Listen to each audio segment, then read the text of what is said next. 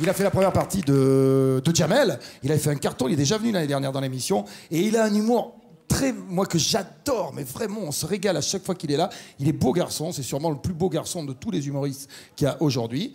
Il s'appelle Thomer Sisley. Il est là, Thomer. Je voudrais qu'il vienne me voir, Thomer. Voilà, Thomer Sisley. Bonsoir. Bonsoir, Thomer. Je suis ravi que tu sois revenu nous voir, Thomer, avec ton style à toi, ton côté décontracté. Oh là, ça n'a pas l'air d'aller. Si, ça va, ça va. Non, ça va. Non, c'est juste... Enfin bon, déjà, bonsoir. Je suis... Ah oui. C'est juste... Non, voilà. En fait, il y a des points... Non, je sens que... C'est juste que, enfin, moi, Patrick, il voulait que je vienne et que je raconte des conneries sur les relations entre les hommes et les femmes et comment on se comprend pas et tout ça. Et... Ça va pas. Juste voilà, si on peut être sérieux 2 minutes. Alors on est sérieux 2 minutes. Écoute, je veux bien qu'on fasse un peu Mireille Dumas, mais pas trop quand même. Hein. Non, mais parce juste 2 minutes. Ce soir, on est entre gens qui s'aiment, qui ont une âme. Donc si tu veux te confier, tu peux t'asseoir et te confier. Bon, eh ben, voilà, juste si on peut être sérieux, juste 2 minutes, juste 2 minutes. D'accord. La vérité, c'est que moi aujourd'hui, j'ai 29 ans, bientôt 37, et on peut pas être sérieux 2 minutes là.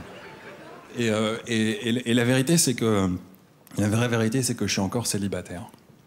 Et la raison pour ça, c'est que j'ai peur de m'engager. J'ai peur de l'engagement. C'est un truc qui me fait flipper. Et le problème, c'est que la plupart des filles, en règle générale, c'est le contraire. En règle générale, elles veulent du sérieux tout de suite. Moi, la dernière fille avec laquelle je suis resté un petit moment, au bout de 2 mois, elle m'a lancé un ultimatum. Elle m'a dit, écoute, soit tu me dis comment tu t'appelles maintenant, soit c'est terminé. C'est des trucs qui me font flipper, moi. Et je pense que je sais d'où ça vient, ce problème que j'ai avec les femmes. Je pense qu'en fait, à l'origine, ça vient de mon enfance et des rapports que j'ai avec ma mère. Non, c'est vrai, c'est parce que moi, en fait, j'ai appris il n'y a pas longtemps que ma mère, en fait, elle voulait avorter de moi. Mais le docteur, il lui a expliqué que comme j'étais déjà en 4e, c'était peut-être un petit peu tard.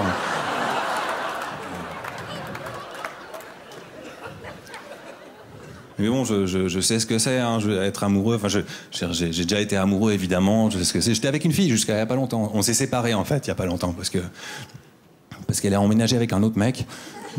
Alors, je l'ai larguée. Et j'étais vraiment fou amoureux de cette fille-là. Vraiment, ça m'a brisé le cœur, cette séparation. Et j'ai mis un petit moment avant de m'en remettre.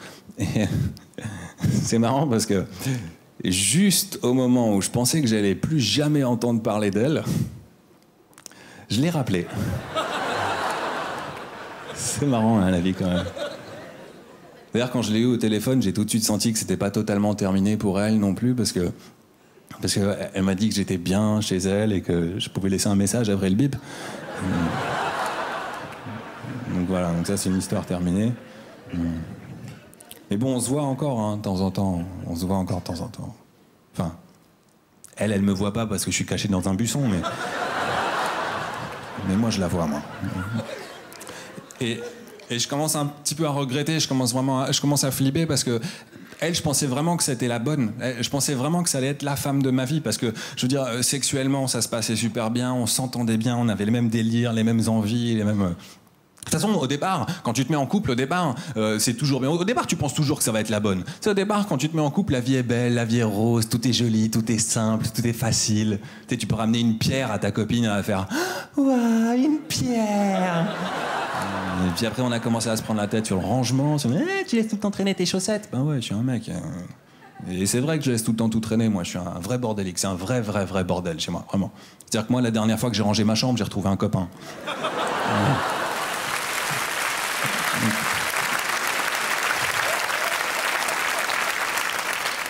Donc voilà. On n'arrêtait pas de se prendre la tête. Puis après, elle a commencé à avoir des fantasmes sexuels qu'elle voulait qu'on réalise.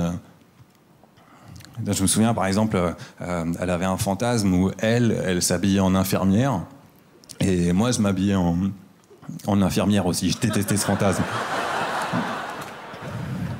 Et je pense en fait que le vrai problème finalement qu'il y avait entre nous, c'est que finalement on n'avait pas vraiment les mêmes peurs finalement dans la vie.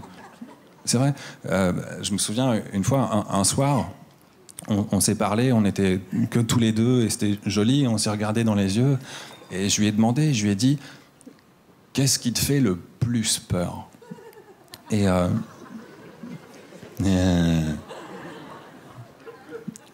je lui ai dit, qu'est-ce qui te fait le plus peur? Et elle m'a dit, super sincèrement, elle m'a dit, ce qui me fait le plus peur, c'est que tu me quittes pour une fille plus jeune que moi et plus belle que moi, et que je me retrouve toute seule.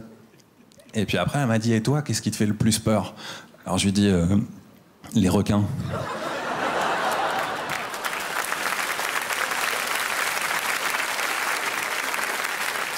On se prenait la tête sur tout à la fin, on n'arrêtait pas de se prendre la tête tout le temps, encore et encore. On se prenait même la tête sur des vacances, quoi, sur des vacances, parce qu'elle pensait qu'à sa gueule. Je me souviens par exemple une fois, moi je voulais passer 2 semaines de rêve dans un club band en Tunisie, et elle voulait venir avec moi, elle pensait qu'à sa gueule. Merci beaucoup. Merci Tonnerre. Merci. Bravo.